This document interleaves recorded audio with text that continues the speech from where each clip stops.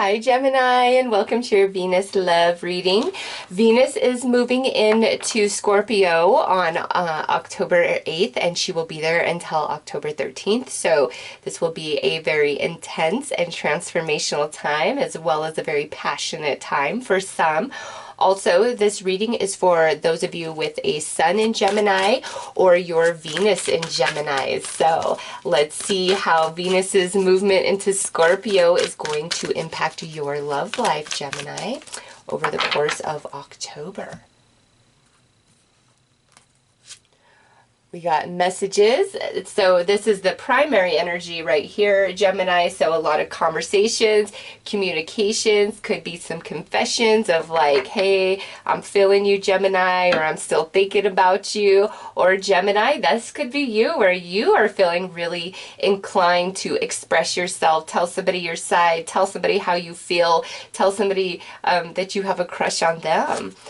Infatuation. Ooh, that's good. We like that. And lastly, chemistry. Okay, Gemini.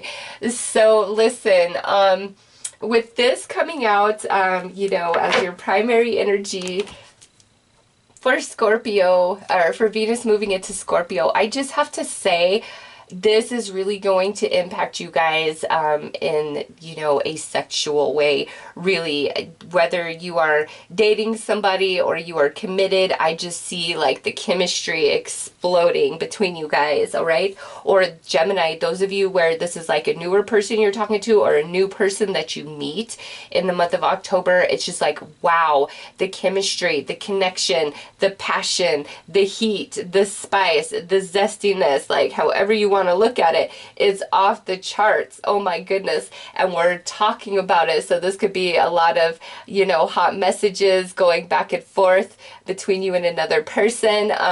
This is just very passionate energy. It feels good. It feels, exciting. It's mutual between you and another person. This is like that honeymoon phase, infatuation. I can't get enough of you. I'm intoxicated by you. I'm enchanted by you. I'm bewitched by you. Like, you name it. Wow, Gemini. Intense. So let's pull some tarot cards, but I'm not surprised because Scorpio is a pretty intense energy. Scorpio rules the 8th house, which is in part about our sexuality, and for you guys, it's like things are about to go up several notches in that department between you and your partner, and it looks like you guys are really connecting. You're very compatible. Okay. We got the, I think that's the fire alarm or the fire truck going by outside. How perfectly timed was that? Gemini from Spirit. Yes, it's a very passionate time.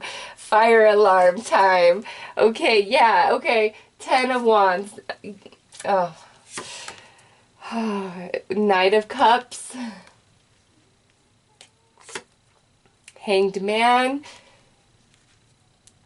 There's that fire truck again. 4 of Swords. And lastly, we've got the 4 of Cups. Okay, so Gemini, the 2 fours to me is really representing the twins, you, your energy, the aspect of you, because look at this. You've got these 2 couples dancing here, and so that to me is like the twins. Got the 2 displays of the swords. So that's where you within Gemini, all faculties of you are on board, are in alignment with this other person, okay? Whether this is your current partner, just somebody you're dating, somebody new coming in, all right? Somebody confessing a crush, you confessing a crush. This is like you guys mutual, equal, passion, sparks, flying. And more than that, Gemini, the importance of that message is like you are all in across the board internally. And to me, that's where, maybe a lot of times you really like somebody, but there's just this part of them where you don't feel like you connect, you don't resonate, and you're just kind of held back. Like, none of that. It's like across the board, you are good inside about this person. You're not holding back. You don't have any reservations. You're not confused, okay? With this Hanged Man, though, is sitting at the center of the reading. It looks like somebody might be playing a little hard to get, but do not doubt that the connection and the chemistry is equal. It's mutual on both sides, okay? But I do see a little, like, chasing here, which I feel is more fun and flirty and playful than, you know, trying to be manipulative or anything like that. So let's pull some more cards here, Gemini. With the Ten of Wands, that it doesn't get any hotter than that. And Wands is fire, which is spiritual energy. So this isn't just a physical or emotional thing you're experiencing with another person, Gemini. Like, this is a soul-to-soul connection, and that's why it feels so powerful and intense.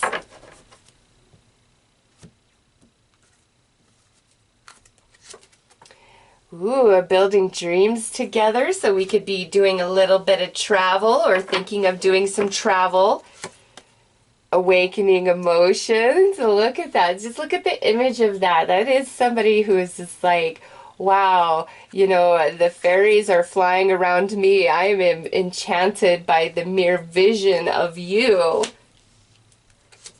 And now we have settling in self-worth. Okay, this comes out under this Four of Swords. And so I actually like that that comes out, Gemini, because I was feeling that it's like you are totally balanced inside. Like, there's no internal conflict. There's no distortion.